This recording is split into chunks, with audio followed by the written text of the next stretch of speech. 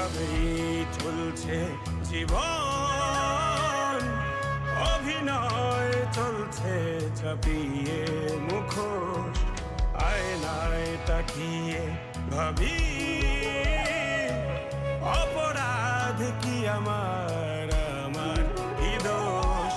বলক্ষণ অপরাধে আমাকে এভাবে বাঁচতে হবে।